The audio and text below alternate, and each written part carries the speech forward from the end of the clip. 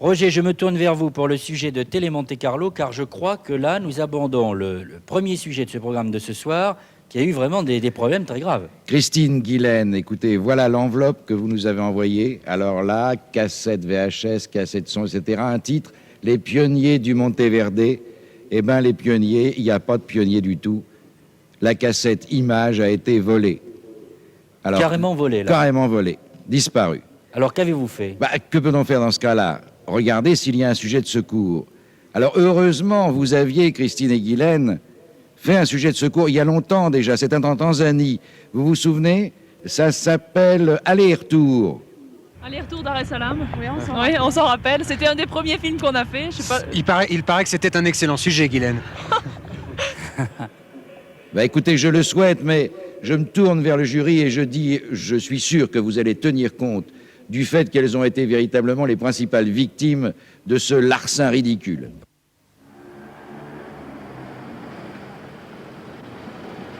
Quand les lions ont fini de manger, les hyènes trouvent leur reste et se régalent des charognes. Dans les rues, sur les trottoirs, dans les caniveaux de la ville de Dar es Salaam, traînent des milliers d'objets inutiles et sales, dont la seule destinée est de disparaître.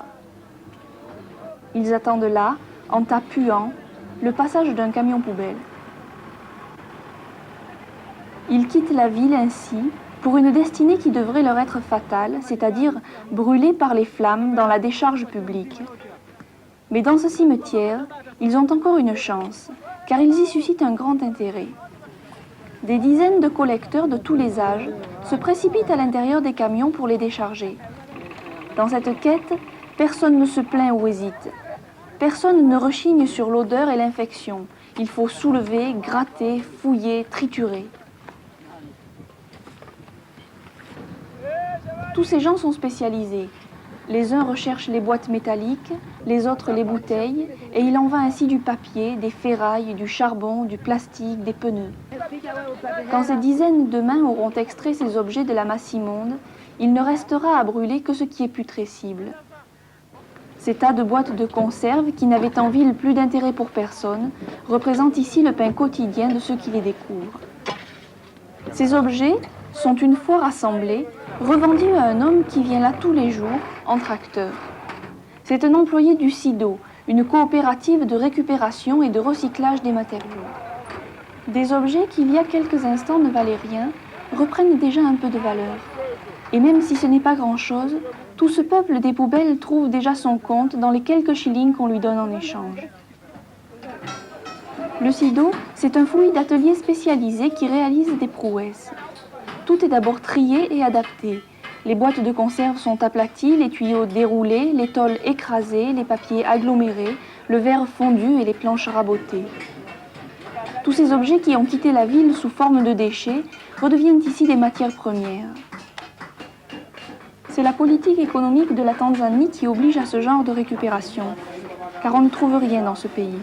L'idéologie socialiste se traduisant ici par une véritable barrière à l'importation. Dans les mains de ce ferronnier, les tôles reprennent vie pour enfanter un seau ou une marmite. Les planches, après un certain lifting, feront des petits meubles ou des semelles de chaussures. Les boîtes de conserve se transformeront en lampes. Nous sommes 93 employés ici.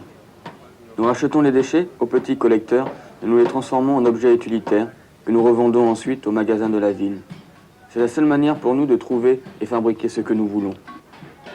Tous ces objets ont maintenant autant, si ce n'est plus de valeur que ce qu'ils en avaient avant la décharge. Et ils reviennent à la ville par la grande porte, avec un propriétaire, une étiquette, un prix, et bientôt, pourquoi pas, un acheteur.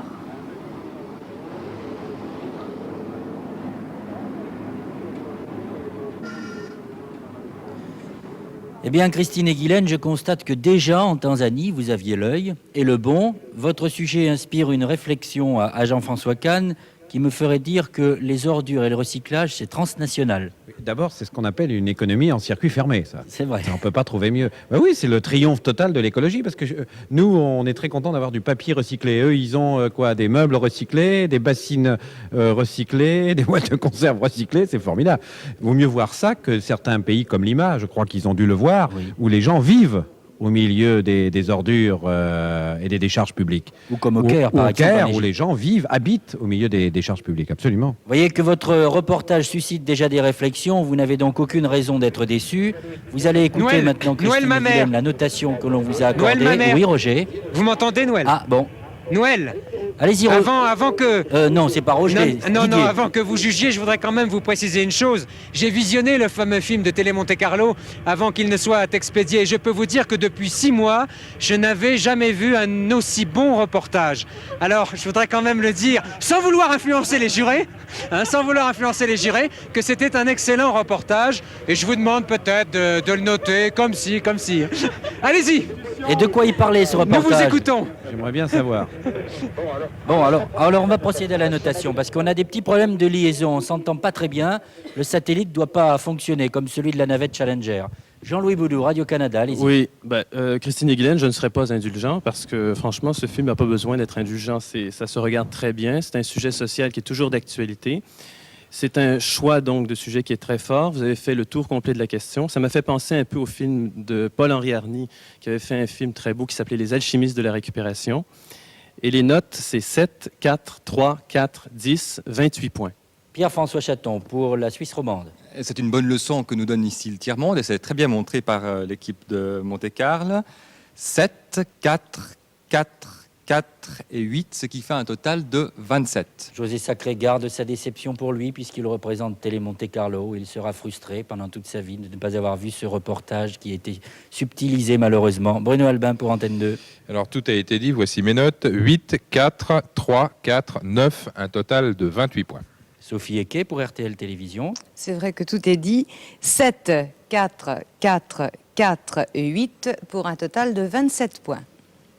Et Roger fait son petit calcul. Un global de 110 points, mesdemoiselles. Voyez, déjà, je peux vous dire que vous n'êtes pas en dernière position, loin de là. Je crois même que vous réalisez l'un des meilleurs scores avec Radio-Canada. C'est donc très très bien, nous sommes très heureux pour vous, mais je comprends en même temps votre déception.